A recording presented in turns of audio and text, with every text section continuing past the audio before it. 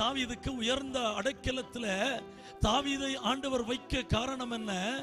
தாவீதுக்கு ஒரு வாஞ்சை இருந்தது. என்ன இருந்துச்சு?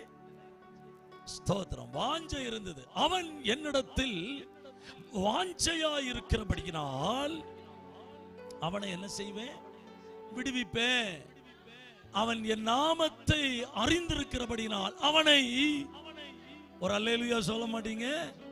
அப்போ உயரப்படணும்னா, உயர்ந்த அடைக்கலத்தில் வரணும்னா நமக்கு முதலாவது என்ன வரணும்?